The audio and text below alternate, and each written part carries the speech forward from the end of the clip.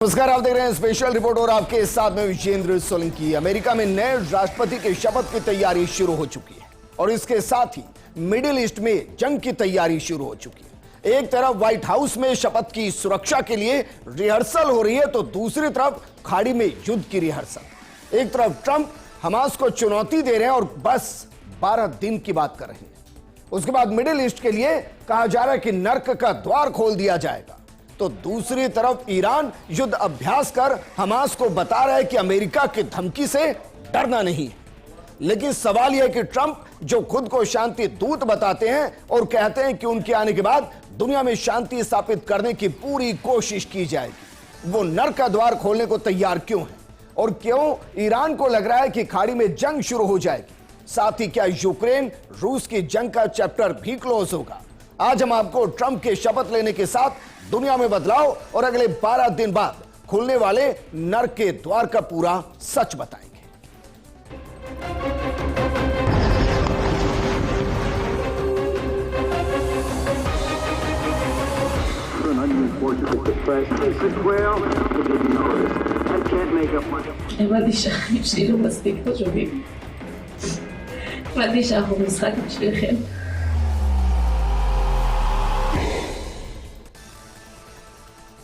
सबसे पहले शुरुआत करते हैं उस तारीख के साथ जिसके बारे में कहा जा रहा है कि नर्क का द्वार खोल दिया जाएगा, खाड़ी के अंदर जंग का ऐलान कर दिया जाएगा, हमास को जड़ से खत्म कर दिया जाएगा। ये तारीख होगी 20 जनवरी 2025। लेकिन क्यों होगी, जरा समझिए इस तारीख के पीछे की सच क्या है। दरअसल डोनाल्ड ट्रंप 20 जनवरी 2025 को ही दोपहर 12 बजे, जो भारतीय समय होगा रात 10:30 बजे, उस वक्त राष्ट्रपति पद की शपथ लेंगे।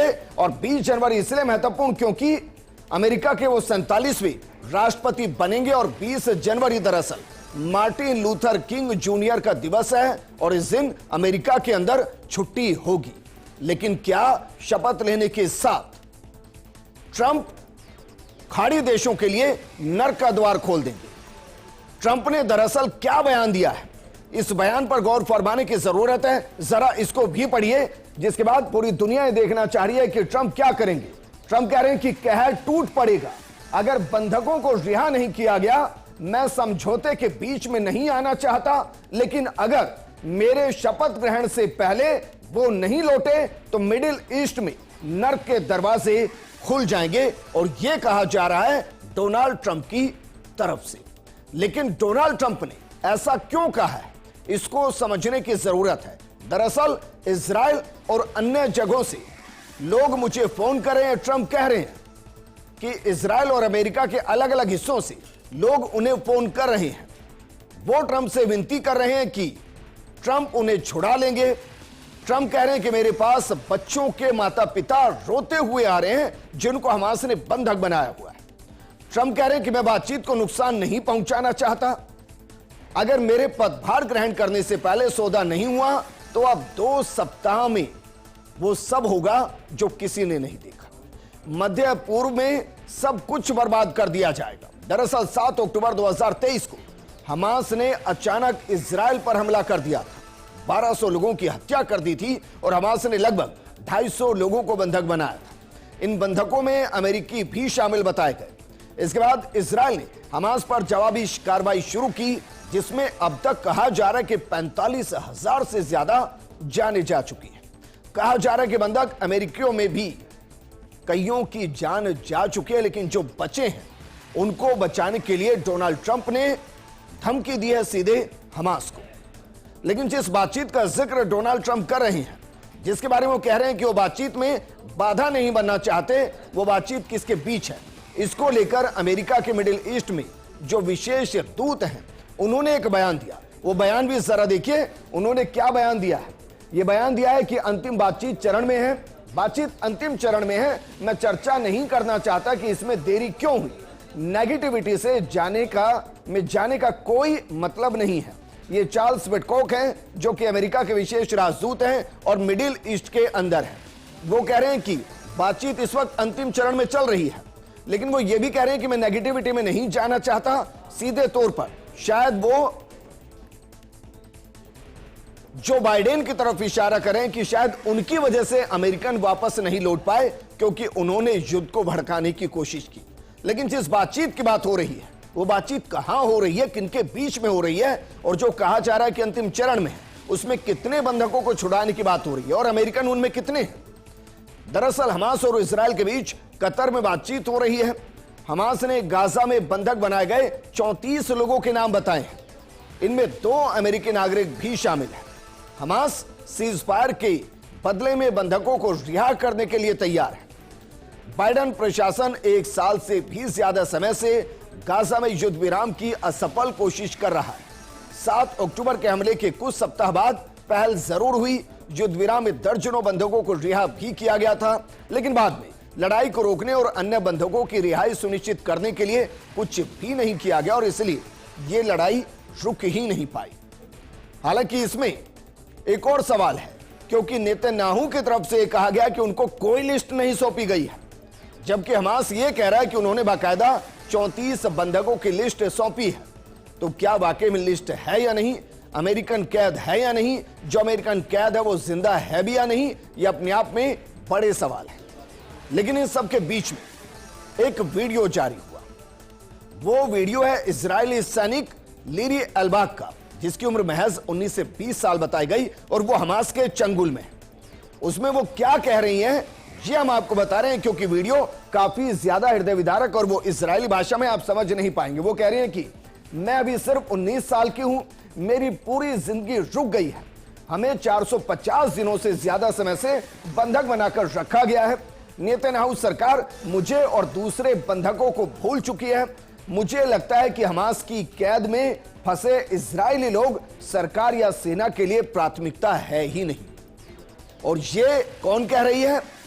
ये कह रही है लीरी एल्बाग, जो कि इजरायली सैनिक है जो इस वक्त हमास के कब्जे में है। हालांकि इसके बाद बाकायदा जो लीरी के माता पिता हैं उन्होंने भी बयान दिए, वो नेतन्याहू से भी मिले और इस वीडियो का जिक्र डोनाल्ड ट्रंप ने भी किया और उन्होंने कहा कि जिस तरीके से बच्चियां वहां पर कैद हैं उनको छुड़ाने के लिए कुछ भी किया जा सकता है। लेकिन हमास, जिसको आतंकी संगठन कहा जाता है, आखिर इतने लंबे वक्त तक वो इजरायली सेना के सामने कैसे टिका रहा? उसको किसका समर्थन है? और अगर हमास को खत्म करने की बात अमेरिका कर रहा है तो ईरान के अंदर युद्ध अभ्यास क्यों हो रहा है? दरअसल ईरान ही हमास को हर तरीके से समर्थन देता है और यह सबको पता है। और ईरान को भी यह पता है कि हमास के खात्मे के साथ अमेरिका से सीधी जंग ईरान की भी हो सकती है, क्योंकि ईरान को खत्म करने का मतलब होगा हमास का खत्म होना, हिजबुल्लाह का खत्म होना, हूती का खत्म होना। तो जरा समझिए कैसे हमास का आका रहा है ईरान। एक आंकड़ा सामने आया, 2014 से 2020 के बीच में ईरान ने कट्टरपंथी आतंकी संगठन हमास को $222 मिलियन की वित्तीय सहायता दी। रिपोर्ट में जिस सीक्रेट लेटर के हवाले से दावा किया गया है उसमें हमास के सैन्य विंग के चीफ ऑफ स्टाफ मारवान इस्सा के कथित हस्ताक्षरित पत्र शामिल है। माना जाता है कि इस्सा को इजरायली सेना ने मार दिया था और इसी तरह से एक अन्य पत्र में कथित तौर पर अबू इब्राहिम को संबोधित किया गया है। दूसरी तरफ ईरान ने खुलेआम इस बात को कभी स्वीकार नहीं किया, लेकिन वो हमास को वित्त और प्रशिक्षण में मदद करता है, सब जानते हैं। इसके साथ ही उसने इजराइल पर हमले की प्रशंसा की। जब हमास ने इजराइल पर अटैक किया, 1200 से ज्यादा लोगों को मारा, 250 से ज्यादा को बंधक बनाया, उस दौरान ईरान मुस्कुराया था। ईरान ने कहा बहुत बेहतरीन काम किया है और दुनिया ने उस पर सवाल उठाए। ईरान हमास को प्रतिवर्ष 70 से 100 मिलियन डॉलर की सहायता प्रदान करता है। इसके अलावा ईरान हमास, हिजबुल्लाह को हथियार भी देता है और इसलिए अगर हमास पर अटैक होगा, हिजबुल्लाह पर अटैक होगा, डोनाल्ड ट्रंप अगर खात्मे की बात करेंगे तो फिर क्या ईरान उनको बचाएगा? और जो युद्ध अभ्यास ईरान में चल रहा है, क्या वो ट्रंप के इस धमकी के बाद है? और क्या इसीलिए ट्रंप कह रहे हैं कि हमास के खात्मे के साथ मिडिल ईस्ट में नर्क का द्वार खोल दिया जाएगा? हालांकि जिस तरीके से हमास और हिजबुल्लाह को ईरान सपोर्ट करता है, ऐसे ही इजराइल को खुले तौर पर अमेरिका सपोर्ट करता है। और इसीलिए कहा जा रहा है कि ट्रंप का दोबारा जीत कर आना इजराइल के लिए फायदेमंद माना जा रहा है और ईरान के लिए सबसे घातक। दरअसल ट्रंप ने अपने पहले कार्यकाल में इजराइल का खुलकर समर्थन किया था। दूसरी तरफ ईरान के लिए नया झटका ट्रंप का फिर से लौटना यकीनन है। डोनाल्ड ट्रंप ने पहले ईरान परमाणु समझौते को रद्द किया था और ट्रंप ने राष्ट्रपति रहते हुए इजराइल के गोलान हाइट्स पर दावों को मान्यता दी थी, जो कि सीरिया से लगता है। और इजराइल ने साल 1967 के युद्ध में सीरिया से इसको छीना था।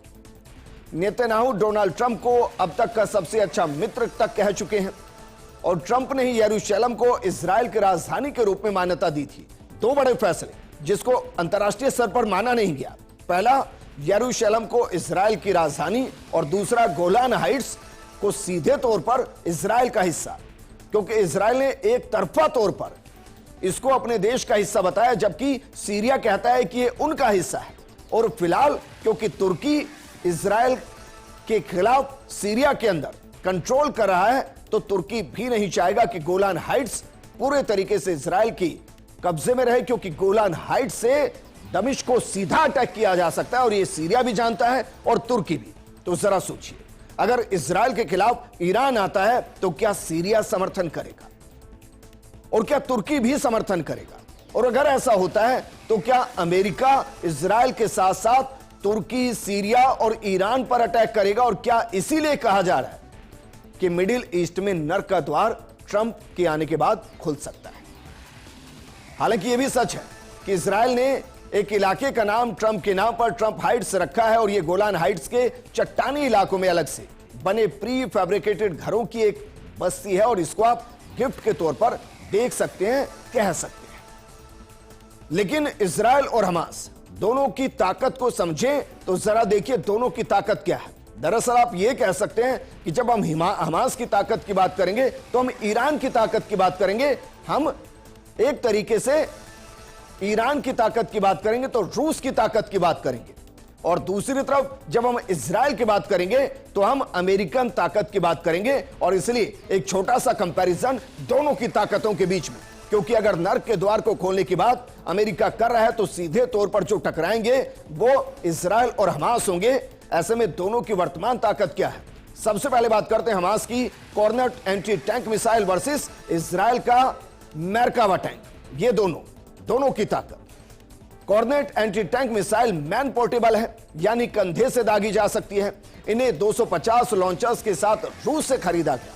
1998 से अब तक कई देशों की सेनाओं में तैनात 1 दर्जन युद्धों में इसका इस्तेमाल हो चुका है। जबकि दूसरा जो इजराइल का मुख्य युद्धक टैंक है, इसके 4 वेरिएंट्स इजराइल के पास मौजूद हैं।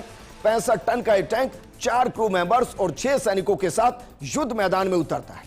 इसके बाहर जो कवच लगा है उसके बारे में इजराइल ने भी किसी को नहीं बताया, इजराइल के अंदर भी नहीं बताया। इनमें 120 मिलीमीटर की स्मूथ बोर गन लगी होती है, साथ ही ये एंटी टैंक गाइडेड मिसाइल लाहत लॉन्च कर सकता है। दूसरा जरा देखिए हमास की कॉर्नकस anti tank missile versus Israel का ईडन आर्म्ड व्हीकल, इसको जरा देखिए। एंटी टैंक मिसाइल रूस की बनाई एंटी टैंक मिसाइल है, यह गाइडेड मिसाइल है। कंधे या फिर ट्राइपोड लगाकर इसको दागा जा सकता है। इसे 1970 में डिजाइन किया गया था और इसकी ऑपरेशनल रेंज 70 मीटर से लेकर 4 किलोमीटर तक है। यह 208 मीटर प्रति सेकंड की गति से चलती है और इसे दुनिया के 2 दर्जन से ज्यादा देश इस्तेमाल करते हैं। जबकि ईडन आर्म्ड व्हीकल, इजराइल का यह बख्तरबंद वाहन किसी भी युद्ध में सबसे कारगर साबित हो सकता है। यह 90 किलोमीटर प्रति घंटे की अधिकतम गति से चलता है और इसमें 30 से 40 मिलीमीटर गन लगा होता है, गी गन लगा होता है। 2 स्पाइक मिसाइल भी इसके अंदर लगा सकते हैं। तीसरा है बुलसे 2 एंटी टैंक मिसाइल बनाम इजराइल का नामेर आर्म्ड व्हीकल। दरअसल हमास के पास 9K111 बुलसे नाम का एंटी टैंक मिसाइल है। मिसाइल 290 किलोमीटर प्रति घंटे की गति से चलता है और रेंज 70 से 2500 मीटर है। जबकि नामेर व्हीकल का मतलब होता है लेपर्ड। इसमें 12.7 मिलीमीटर की M2 मशीन गन या कहें कि MK19 ग्रेनेड लॉन्चर होते हैं। एक मोटरार लॉन्चर होता है, 12 स्मोक ग्रेनेड्स भी होते हैं जिनकी रेंज 500 किलोमीटर के आसपास है। 85.2 किलोमीटर प्रति घंटे की गति से यह व्हीकल चलता है। जबकि हमास के पैदल सैनिक, जिन्हें आतंकी सैनिक भी वहां कहते हैं, अंतर्राष्ट्रीय स्तर पर कहते हैं क्योंकि हमास को आतंकी संगठन कहा जाता है। दूसरी तरफ है इजरायली इन्फेंट्री, यह सबसे कारगर है और फिलहाल जंग इन दोनों के बीच ही चल रही है। हमास के पास अब भी कम से कम कहा जा रहा है कि 10,000 आतंकी लड़ाके हैं। यह भी कहा जा रहा है कि इससे ज्यादा भी हो सकते हैं। ये सभी गोरिल्ला युद्ध करने के लिए जाने जाते हैं और इनका मुख्य अड्डा जो है वो गाजा शहर और गाजा पट्टी, और इसीलिए जो गाजा एक खूबसूरत शहर हुआ करता था वो आज खंडर में कब्रिस्तान में बदल चुका है और यहीं से ये लोग इजरायली लोगों पर हमला करते रहे हैं। जबकि इजरायली सेना के मुख्य सैनिक जो युद्ध में सबसे आगे चलते हैं, इनमें पैराट्रूपर्स होते हैं, कमांडो होते हैं। इन्हें कठिन परिस्थितियों में लड़ाई की प्रैक्टिस होती है, साथ ही इनके पास अत्याधुनिक बंदूकें होती हैं। इसके अलावा इनके पास मिसाइल्स होती हैं और रॉकेट्स भी होते हैं और यह दरअसल इनकी ताकत है। लेकिन इजरायल और हमास के बीच में जो जंग चल रही है उसमें ईरान क्यों युद्ध अभ्यास कर रहा है और अमेरिका के खिलाफ ईरान का इक्तेदार अभियान क्या है, सीक्रेट प्लान क्या है, जरा इसको भी समझिए। क्योंकि ईरान की सेना ने देश के मध्य में स्थित नेटांज परमाणु संवर्धन संयंत्र के नजदीक हवाई अभ्यास शुरू कर दिया है। इसे सरकार ने देश भर में अभ्यासों का एक हिस्सा बताया। ईरान का एक कदम ऐसे वक्त में सामने आया जब इजरायल ने कहा कि उसने हाल ही में ईरान के हवाई सुरक्षा के अधिकांश हिस्सों को नष्ट कर दिया है। अमेरिका ने ईरान द्वारा बम गिराने के प्रयास की स्थिति में हमले की योजना बनाई। इजरायल और अमेरिकी धमकियों को दरकिनार करते हुए ईरान की एक कदम नए युद्ध की आहट कही जा सकती है, जिसे नाम दिया गया है इक्तेदार। दरअसल इक्तेदार एक फारसी शब्द है जिसका अर्थ है शक्ति प्रदर्शन करना। ईरान को डर है कि इजरायल और अमेरिका मिलकर उसके परमाणु ठिकानों पर हमला कर सकते हैं। ईरान अपनी सुरक्षा सुनिश्चित करने के लिए युद्ध अभ्यास कर रहा है। ईरानी सेना और इस्लामिक रिवॉल्यूशनरी गार्ड्स कॉर्पस ने मध्य ईस्ट में नेटांज परमाणु सुविधा के पास एक संयुक्त वायु रक्षा अभ्यास शुरू कर दिया और इसने खाड़ी देशों को बाकायदा सचेत भी कर दिया है कि कभी भी कुछ हो सकता है, तैयार रहने की जरूरत है, अपनी ताकत को परखने की जरूरत है और दुश्मन देश को बताने की जरूरत कि हम तैयार हैं।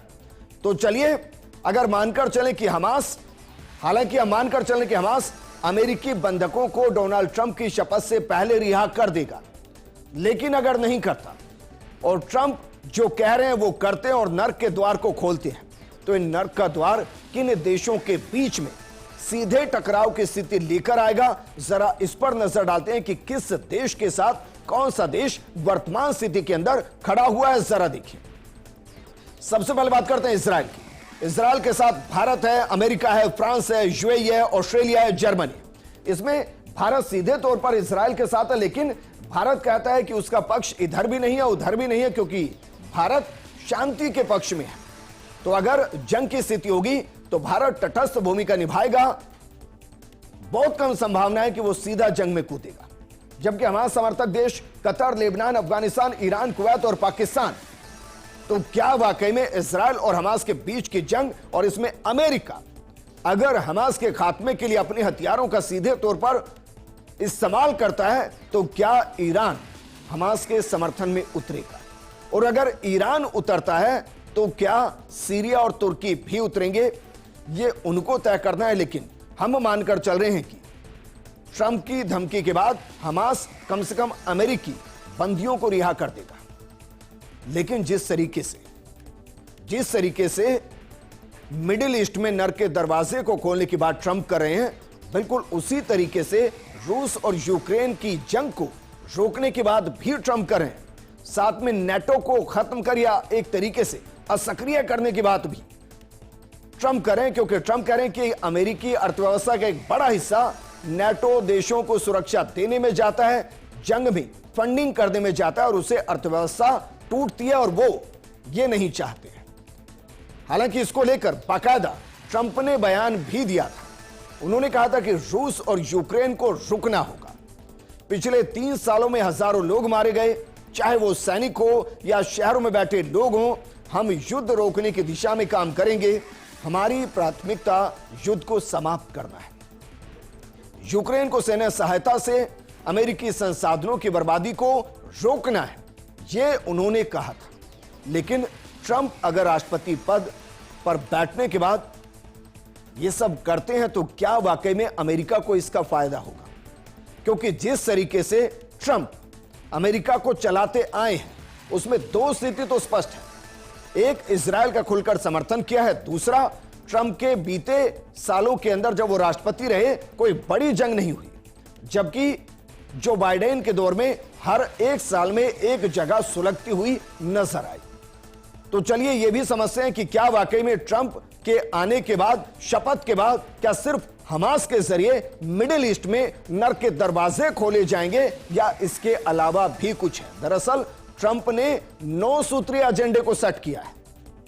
9 सूत्रीय एजेंडा, इसमें क्या क्या है सबसे पहले इस पर एक नजर डालते हैं, फिर विस्तार से आपको बताएंगे कि उसका मतलब क्या है और ट्रंप कैसे अमेरिका फर्स्ट की नीति के साथ चल रहे हैं और वो कह रहे हैं कि बाकी देश अपना संभालें, हम सिर्फ अमेरिका को आगे बढ़ाएंगे। तो जरा देखिए ट्रंप की नीति क्या है और 9 सूत्रीय कार्यक्रम क्या है। सबसे पहले निवेश, दूसरा बाइडेन के फैसले पलटेंगे, तीसरा पनामा और ग्रीनलैंड पर फैसला लेंगे।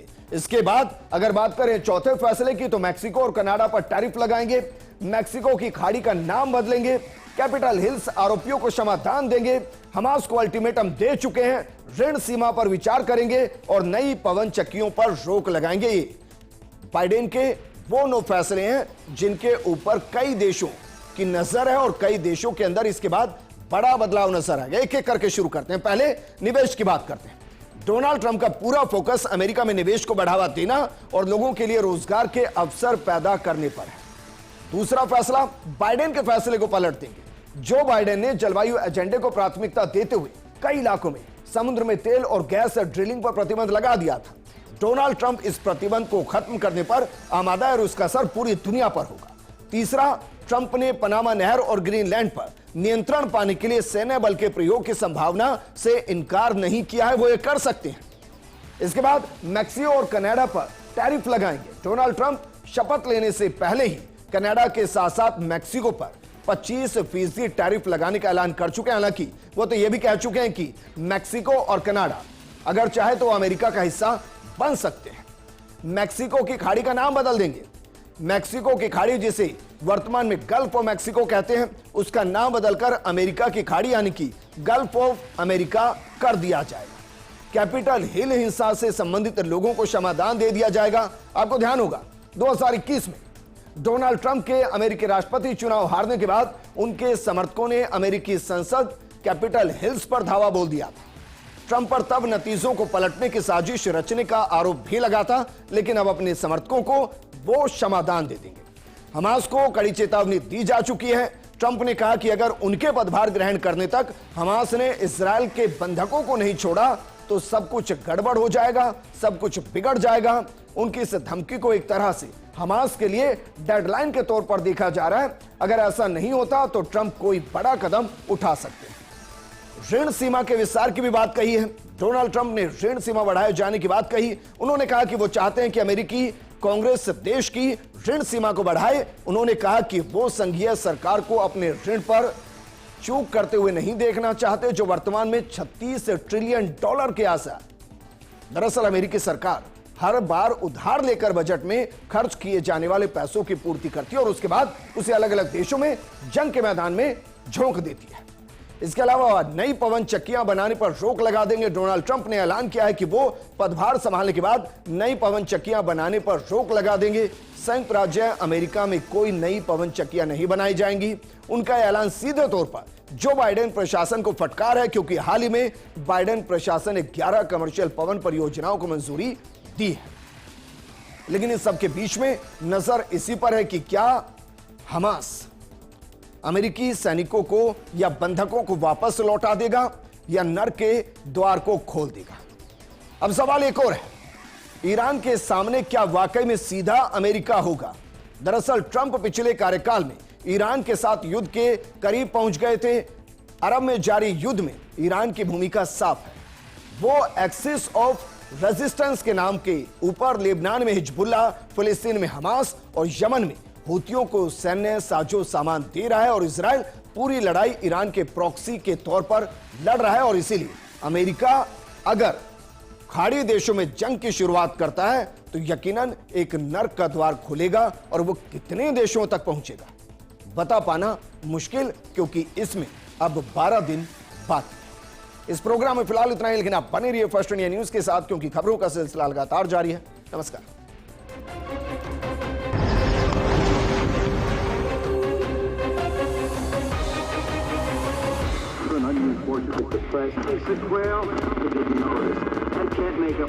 הבנתי שהחיים שלי לא מספיק חשובים. הבנתי שאנחנו משחק בשבילכם.